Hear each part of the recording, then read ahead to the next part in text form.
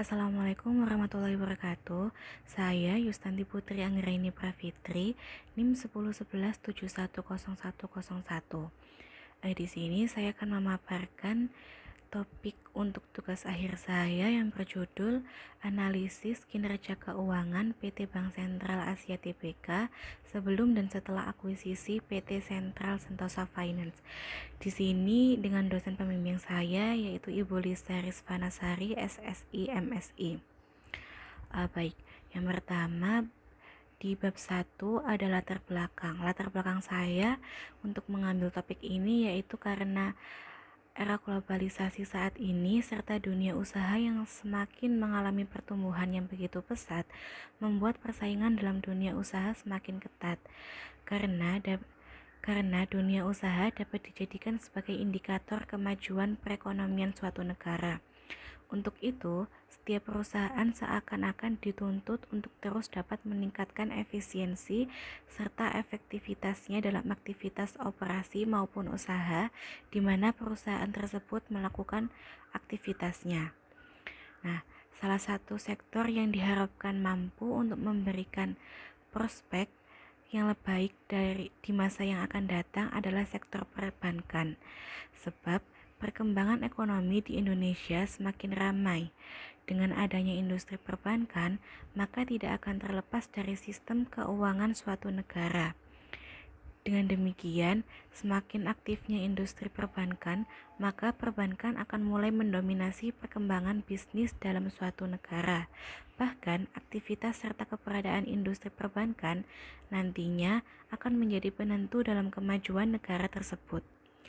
Nah, salah satu cara yang dapat dilakukan industri perbankan dalam mempertahankan eksistensinya yaitu dengan melakukan ekspansi.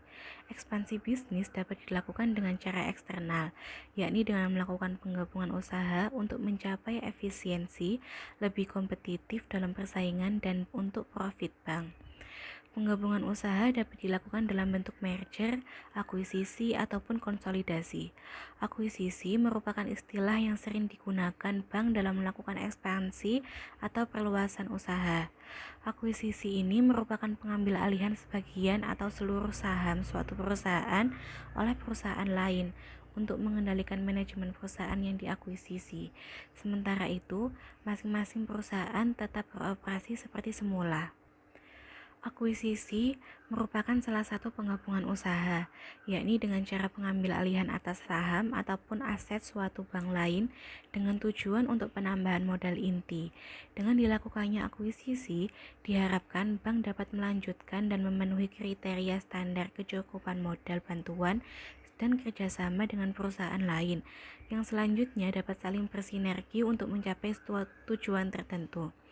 Di Indonesia sendiri, akuisisi mulai marak dilakukan sejak majunya pasar modal, yakni semenjak diberlakukannya aturan PP 57/2010 KPPU mulai melakukan pencatatan secara simetris terhadap aktivitas merger ataupun akuisisi yang terjadi di dalam maupun di luar negeri. Nah, untuk menilai keberhasilan strategi akuisisi itu, salah satunya adalah dengan melihat kinerja keuangan perusahaan pasca melakukan akuisisi, baik bagi perusahaan pengakuisisi maupun perusahaan terakuisisi. Selain itu, kinerja keuangan perusahaan juga menjadi alat ukur bagi investor untuk menilai suatu perusahaan, sehingga akan menjadi kondisi keuangan dalam posisi yang aman. Ada begitu banyak indikator yang digunakan dalam menilai efektivitas dari kinerja keuangan bank, yaitu ada rasio likuiditas, yaitu rasio yang mengukur kemampuan perusahaan untuk memenuhi kewajiban jangka pendeknya. Dalam penelitian ini, di dalam rasio likuiditas, saya menggunakan current ratio. Selain rasio likuiditas, yakni ada rasio profitabilitas. Di sini saya menggunakan ROA, ROE, serta NPM. Untuk rasio aktivitasnya, saya menggunakan indikator TATO atau Total Asset Turnover, dan rasio solvabilitas saya menggunakan indikator Debt to Equity. Yang terakhir ada rasio pasar, yakni saya menggunakan earning per share atau EPS. Tujuan dari penelitian saya yaitu yang pertama, untuk mengidentifikasi apakah ada perbedaan atau tidak ada perbedaan pada rasio likuiditas Bank Sentral Asia yang diproyeksikan dengan current ratio sebelum dan setelah merger dan akuisisi. Yang kedua, untuk mengidentifikasi apakah ada perbedaan atau tidak ada perbedaan pada rasio profitabilitas pada Bank Sentral Asia Tbk yang diproyeksikan dengan return on asset ROA, Return on Equity ROE, serta Net Profit Margin NPM sebelum dan setelah merger dan akuisisi. Yang ketiga, untuk mengidentifikasi apakah ada perbedaan atau tidak ada perbedaan pada rasio aktivitas pada PT Bank Sentral Asia Tbk yang diproyeksikan dengan total asset turnover atau TATO sebelum dan setelah merger dan akuisisi. Yang keempat, untuk mengetahui apakah ada perbedaan atau tidak ada perbedaan pada rasio solvabilitas pada PT Bank Sentral Asia Tbk yang diproyeksikan dengan debt to total equity ratio sebelum dan setelah merger dan akuisisi. Yang kelima, untuk mengetahui apakah ada perbedaan atau tidak ada perbedaan pada rasio pasar pada PT Bank Sentral Asia Tbk yang diproyeksikan dengan earning per share sebelum dan setelah merger dan akuisisi. Berdasarkan latar belakang yang telah saya sampaikan tadi, maka terdapat perumusan masalah dalam penelitian ini, yakni yang pertama, apakah terdapat perbedaan pada rasio likuiditas yang diproyeksikan dengan current ratio pada PT BCA sebelum dan setelah merger dan akuisisi. Yang kedua, apakah terdapat perbedaan pada rasio solvabilitas yang diproyeksikan dengan net profit margin pada PT BCA sebelum dan setelah merger dan akuisisi. Yang ketiga, apakah terdapat perbedaan pada rasio profitabilitas yang diproyeksikan dengan return on asset pada PT BCA sebelum dan setelah merger dan akuisisi. Yang keempat, apakah terdapat perbedaan pada rasio profitabilitas yang diproyeksikan dengan return on equity pada PT BCA sebelum dan setelah merger dan akuisisi. Yang kelima, apakah terdapat perbedaan pada rasio aktivitas yang diproyeksikan dengan total asset turnover pada PT BCA sebelum dan setelah merger dan akuisisi. Yang keenam, apakah terdapat perbedaan pada rasio solvabilitas yang diproyeksikan dengan debt to total equity ratio pada PT BCA sebelum dan setelah merger dan akuisisi. Yang ketujuh, apakah terdapat perbedaan pada rasio solvabilitas yang diproyeksikan dengan earning per share pada PT BCA sebelum dan setelah merger dan akuisisi. Manfaat penelitian ini ada dua, yakni manfaat teoritis atau akademis dan manfaat bagi praktis. Yang pertama bagi akademis, yakni hasil penelitian ini diharapkan mampu digunakan sebagai referensi yang dapat memberikan sebuah pemahaman dan wawasan tentang pengaruh akuisisi terhadap kinerja keuangan perbankan sebelum dan setelah akuisisi dilakukan. Untuk yang bagi praktis itu ada bagi penulis, bagi universitas, dan bagi perusahaan. Untuk bagi penulis, diharapkan penelitian ini dapat menambah pengetahuan penulis tentang merger dan akuisisi serta permasalahan-permasalahan yang ada di dalamnya, serta mendukung penelitian-penelitian sebelumnya. Untuk bagi universitas, diharapkan hasil penelitian ini menjadi salah satu buku tambahan bagi literatur atau referensi bacaan di perpustakaan UISI dan bermanfaat bagi yang memiliki penelitian serupa. Untuk bagi perusahaan, diharapkan hasil penelitian ini memberikan kontribusi pemikiran sebagai bahan pertimbangan bagi para stakeholder atau informasi yang berkaitan dengan akuisisi terhadap kinerja keuangan suatu perusahaan. Untuk yang bab 2, tinjauan pustaka. Yang pertama, landasan teori. Di sini, landasan teori saya ada merger dan akuisisi, manajemen keuangan, kinerja keuangan, analisis kinerja keuangan, penilaian kinerja keuangan, laporan keuangan, analisis laporan keuangan, serta rasio keuangan. Untuk pengertian merger sendiri, menurut Sartono tahun 2004, merger didefinisikan sebagai kombinasi antara dua atau lebih perusahaan yang melebur menjadi satu perusahaan baru. Sedangkan arti lain dari merger adalah kesepakatan dua atau lebih perusahaan untuk bergabung yang kemudian hanya ada satu perusahaan yang tetap hidup sebagai badan hukum, sementara yang lainnya menghentikan aktivitasnya atau bubar. Itu menurut Moin tahun 2003. Pengertian akuisisi menurut Moin tahun 2003 diartikan sebagai pengambil alihan kepemilikan atau pengendalian atas saham atau aset suatu perusahaan oleh perusahaan lain. Dan dalam peristiwa ini, baik perusahaan pengambil alih atau yang diambil alih tetap eksis sebagai badan hukum yang terpisah. Untuk yang manajemen keuangannya, menurut Bambang Rianto, manajemen keuangan adalah semua aktivitas perusahaan yang berkaitan dengan usaha untuk mendapatkan pendanaan yang diperlukan dengan biaya minimal dan syarat-syarat yang paling menguntungkan, serta usaha untuk menggunakan dana tersebut seefisien mungkin. Untuk yang kinerja keuangannya, menurut Kamus Besar Bahasa Indonesia KBBI tahun 2001, kinerja diartikan sebagai sesuatu yang dicapai, prestasi yang diperlihatkan, serta kemampuan kerja atau tentang peralatan. Sehingga kinerja keuangan mempunyai arti yaitu suatu analisis yang dilakukan untuk melihat sejauh mana suatu perusahaan telah melaksanakan pengelolaan keuangan dengan menggunakan aturan-aturan pelaksanaan keuangan secara baik dan benar. Selanjutnya ada penilaian kinerja keuangan. Nah, penilaian kinerja keuangan ini penting bagi investor karena informasi mengenai kinerja keuangan perusahaan ini dapat digunakan untuk melihat apakah mereka akan mempertahankan investasi mereka di perusahaan tersebut atau malah mencari perusahaan alternatif yang lain. Selanjutnya ada analisis laporan keuangan. Menurut Munawir tahun 2010, analisis laporan keuangan adalah analisis laporan keuangan yang terdiri dari penelaahan atau mempelajari hubungan dan tendensi atau kecenderungan atau tren untuk menentukan posisi keuangan dan hasil operasi serta perkembangan perusahaan yang bersangkutan. Yang terakhir ada rasio keuangan. Rasio keuangan adalah alat yang digunakan untuk menjelaskan hubungan antara dua data keuangan. Nah, penggolongan rasio keuangan ini menurut Munawir ada 3, yakni rasio-rasio neraca, rasio-rasio laporan laba rugi, serta rasio-rasio antar laporan.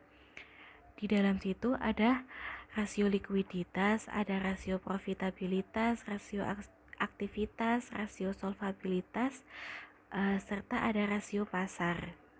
Untuk penelitian terdahulu, penelitian terdahulu yang dilakukan oleh Yoyo Sudaryo dan Yuliasi dengan judul analisis perbandingan kinerja keuangan sebelum dan setelah merger dan akuisisi PT XL Axiata Tbk yang ditinjau dari ROA, ROE, JR, dan DAR.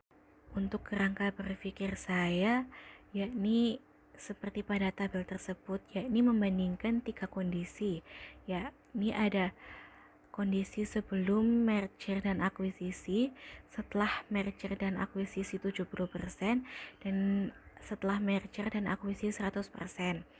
Nah, nanti 3 keadaan itu dilakukan uji beda. Hipotesis. Berdasarkan rumusan masalah, tujuan penelitian, tinjauan teoritis, serta kerangka pemikiran, maka ada 7 pasang hipotesis. Yang pertama, H01.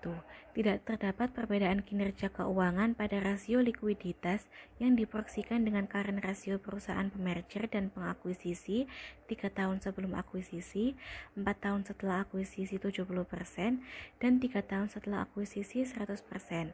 H11.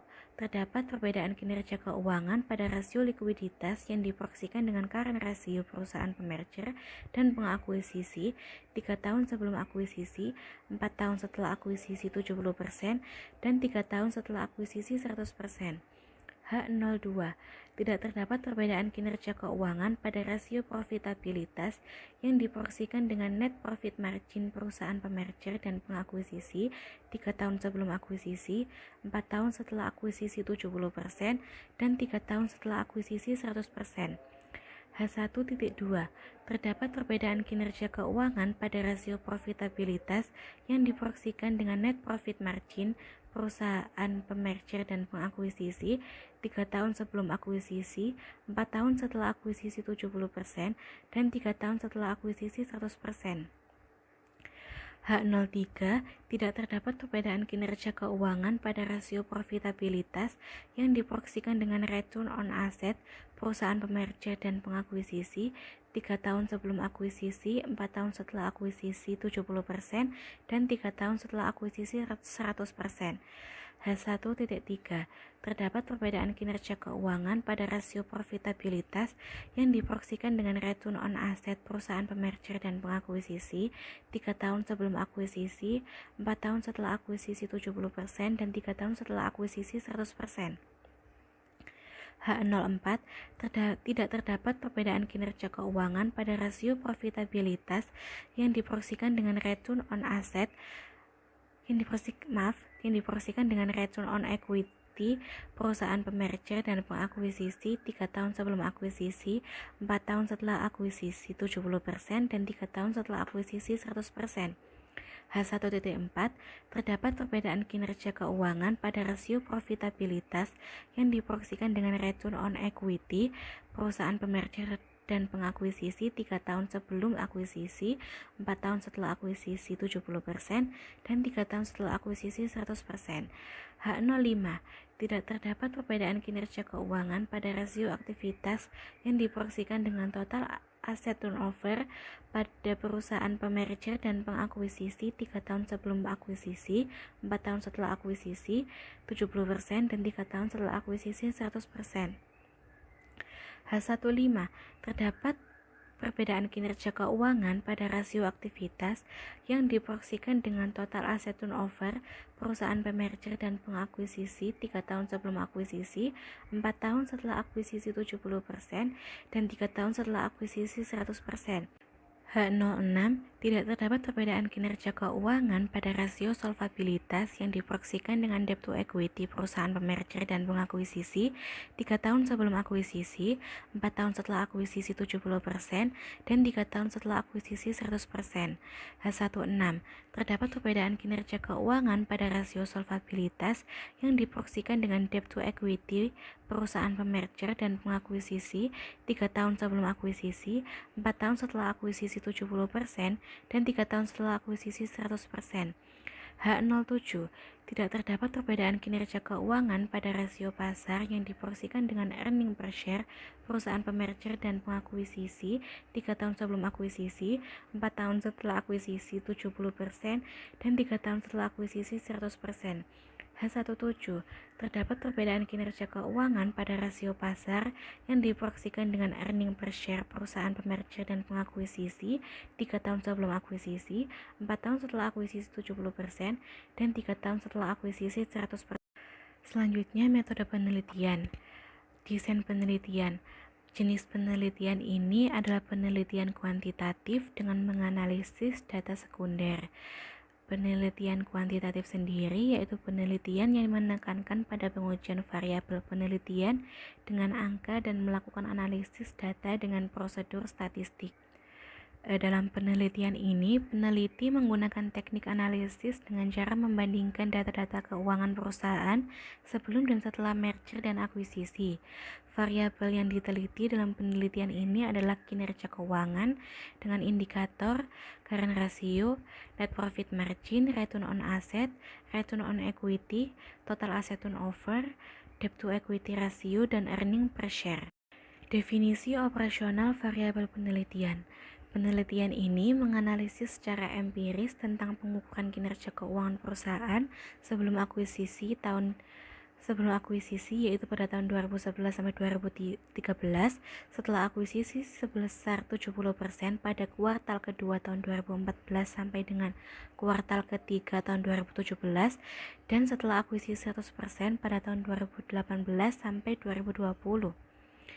Untuk variabel dalam penelitian ini adalah kinerja keuangan, yang secara spesifik kinerja keuangan ini difokuskan terhadap kinerja keuangan perusahaan yang melakukan akuisisi, yakni PT Bank Sentral Asia Tbk. Populasi dan sampel. Populasi dalam penelitian ini adalah PT Bank Sentral Asia Tbk sebelum dan setelah melakukan akuisisi, sedangkan sampel yang digunakan dalam penelitian ini adalah seluruh data laporan keuangan triwulan PT Bank Sentral Asia Tbk sebelum akuisisi, yaitu pada tahun 2011 sampai 2013, setelah akuisisi 70% pada kuartal kedua tahun 2014 sampai dengan kuartal ketiga tahun 2017, dan setelah akuisisi 100% tahun 2018 hingga 2020. Sehingga data yang diperlukan yakni laporan triwulanan mulai dari tahun 2011 hingga tahun 2020. Jenis dan teknik pengumpulan data. Jenis data yang digunakan pada penelitian ini adalah sumber data sekunder. Untuk metode yang digunakan dalam penelitian ini adalah metode dokumentasi, yakni teknik pengumpulan data dengan cara melihat, mempelajari, dan menggunakan laporan-laporan, catatan-catatan, maupun data tertulis lain yang terdapat pada perusahaan yang akan diteliti. Teknik analisis data. Teknik analisis data merupakan langkah-langkah yang digunakan oleh peneliti dalam menganalisis data. Berikut adalah langkah-langkah dalam pengolahan data, yakni yang pertama, mengumpulkan data, yang kedua, mengelompokkan data, dan yang ketiga adalah melakukan uji. Ada analisis data dan pengujian hipotesis. Pengujian ini dilakukan dengan menguji rasio-rasio keuangan sebelum dan setelah akuisisi. Hasil yang diinginkan dari pengujian kali ini yaitu agar dapat mengetahui apakah terdapat perbedaan kinerja keuangan antara sebelum dan setelah melakukan akuisisi. Tahapan pengujian yaitu sebagai berikut.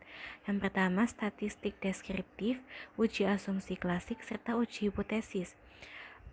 Statistik deskriptif memberikan gambaran atau deskripsi suatu data yang dilihat dari nilai rata-rata, standar deviasi, varian maksimum, minimum, sum, range, kurtosis, dan skewness. Untuk uji asumsi klasiknya, sebelum melakukan uji beda terhadap hipotesis, terdapat beberapa pengujian yang harus dilakukan terlebih dahulu untuk menguji kelayakan model regresi yang digunakan. Yang pertama yaitu uji normalitas, uji multikolonialitas, autokorelasi, serta heteroskedastisitas. Yang ketiga ada uji hipotesis. Untuk di sini peneliti menggunakan uji ANOVA untuk uji hipotesisnya.